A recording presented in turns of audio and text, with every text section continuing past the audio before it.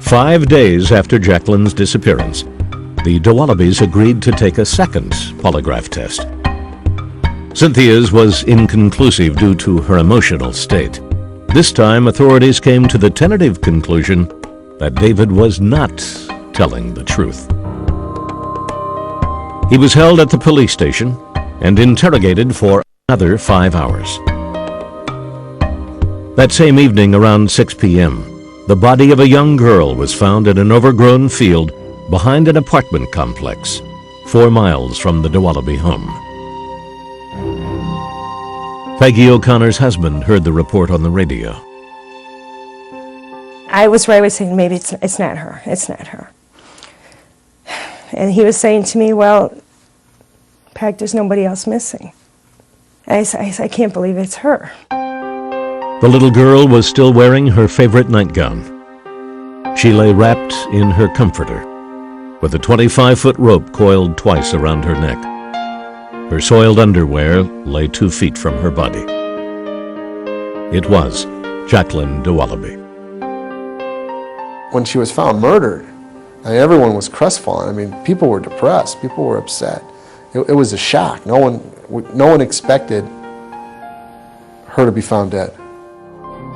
Though she had been missing for only 5 days, hot weather and an infestation of maggots had caused her body to decompose quickly. The medical examiner determined that she had probably been strangled, but could not tell if she had been sexually molested. At the time of the discovery, police were still questioning her father, David. They would not tell him about Jacqueline's body for another hour and a half. Police pushed him for a confession. David insisted he was innocent. Of all the things he had told me, he never sold me on the idea that, hey, I really don't know what happened to my daughter. When Officer Kevin Shaughnessy finally revealed the truth, David did not believe him. And then he said something that I found very profound. He said, well, I guess you think I should cry now, huh? Everything he said and did caused me never to look anywhere else. Nonetheless, police had no solid evidence against him, so David Dowaliby was released. Friends and family began to gather at the Dowaliby home to pay their respects. And I walked in, and Cindy was on the couch, and David was on the floor right in front of her. And they were just holding each other and crying. You're talking about a little girl. Her life was taken, her dignity was taken. Jacqueline Dowaliby's funeral was held 3 days later.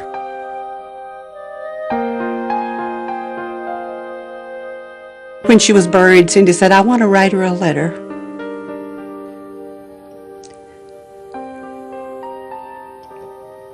And put it in with her. She did. And she wrote such a beautiful letter to Jacqueline. Public pressure mounted to find the killer.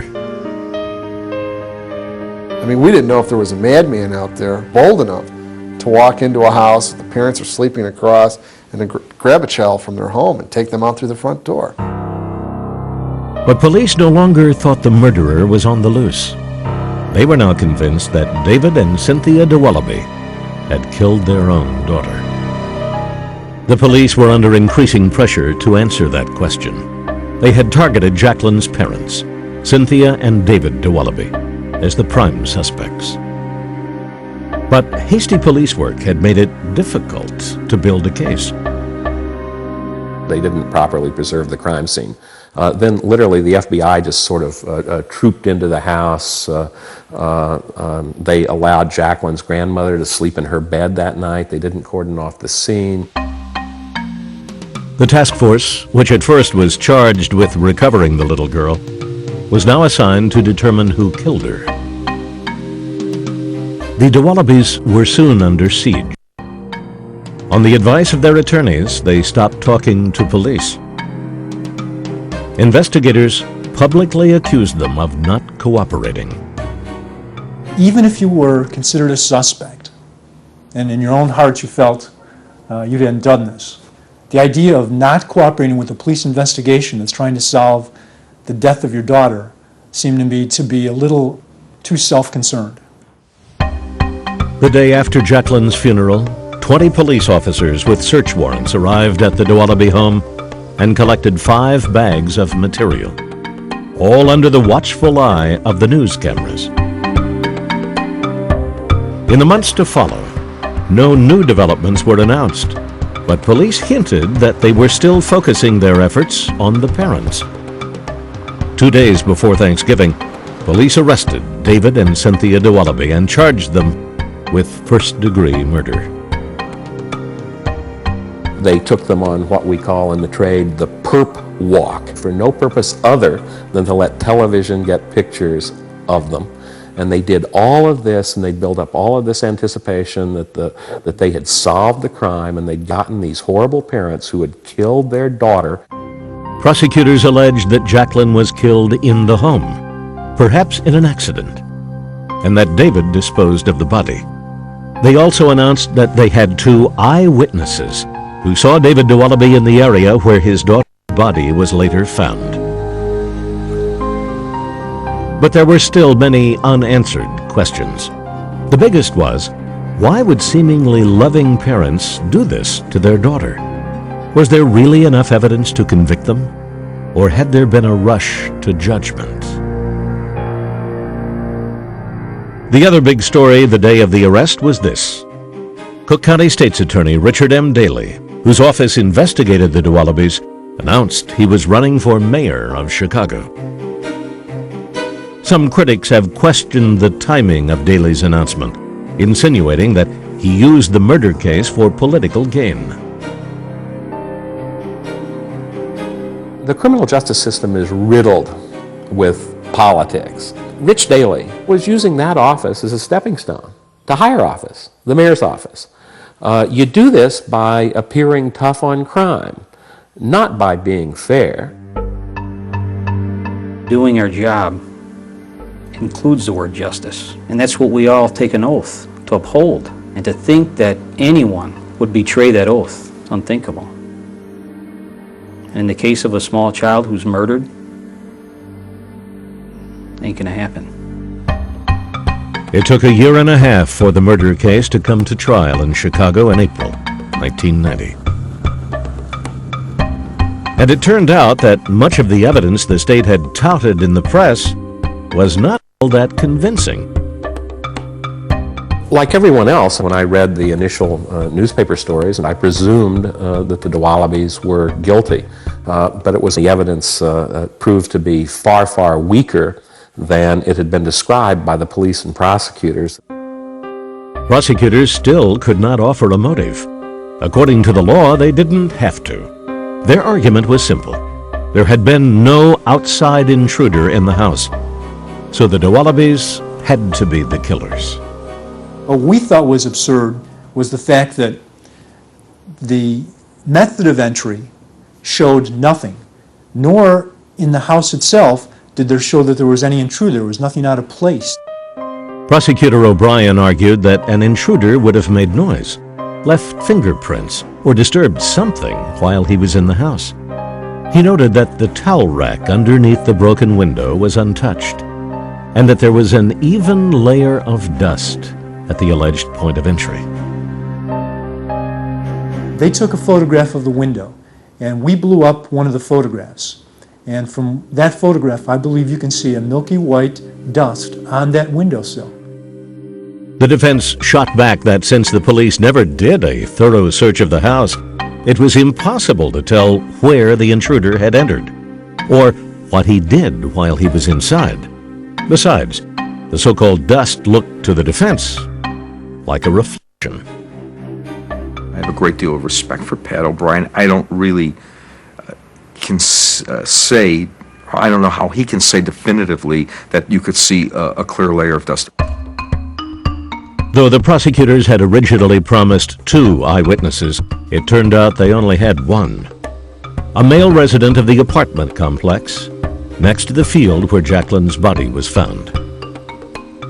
35-year-old Everett Mann testified that he was returning home around 2 a.m. Saturday morning when he saw a car in the parking lot, pulling away from the edge of the field.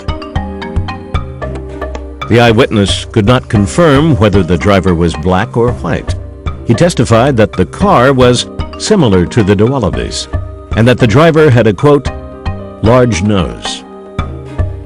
He had picked out David Dowaliby from a series of mugshots. Under cross-examination, Mann admitted that he made his so-called nose identification from 75 yards away in a dark parking lot. Now, do you know 75 yards is 3/4 of the length of a football field, and it's not under good lighting conditions. It's pretty obvious that he couldn't have seen anything. The state rested, without the smoking gun many expected. There were something like 30 or 40 witnesses. All but 3 of them testified to one thing, and that was that Jacqueline Dowaliby had once lived and had died. It was irrelevant testimony. It was testimony that the state put on to put a backdrop on so that they could have a legal lynch mob in the jury box, but it had nothing to do with proving guilt or innocence. In April 1990, Chicago was in the midst of one of its most highly publicized murder trials. 7-year-old Jacqueline Dowaliby had been killed. Her parents, Cynthia and David, were now defending themselves in court. The prosecution case had proved to be far weaker than many had imagined. There wasn't any evidence, and I didn't think that the state proved their case, and I was just convinced that the jury would not find David and Cynthia guilty. But the defense often stumbled when cross-examining witnesses and failed to connect with the jury. Neither David nor Cynthia testified on their own behalf, a move some saw as a strategic error. The jury really wanted to hear David Dowaliby sit on that witness stand and say, "I did not kill my daughter, I do not know who killed my daughter," and establish eye contact with the jury. Perhaps the greatest obstacle the Dowalibys had to overcome were the autopsy photos of Jacqueline's murdered body, too graphic to be shown here. The prosecution had argued that the gruesome pictures helped indicate the time and cause of death. The defense thought they only prejudiced the jury and should not have been allowed into evidence. You have a beautiful child juxtaposed to a photograph of her body that is just grotesque. And of course, someone is going to have to pay for that crime. They're human beings, and it brings out all our emotions, and I think it did here. But the images did not sway the judge.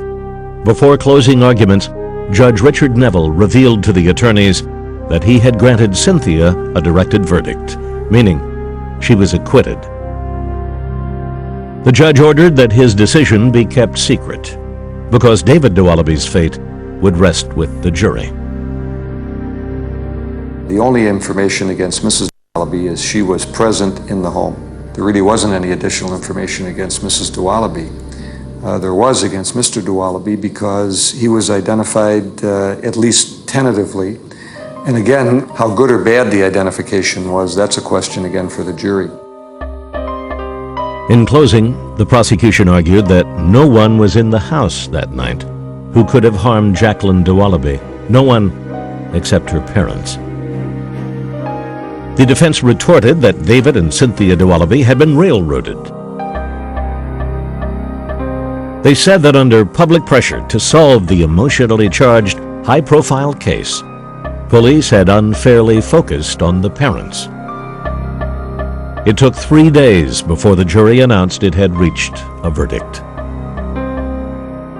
Everyone was presuming it would be a not guilty, and the press had even set up a room downstairs for David's speech. In the back of my mind, you're certainly always worried. That never goes away till you actually hear it, but it was still shocking. The jury found David Dowaliby guilty of first-degree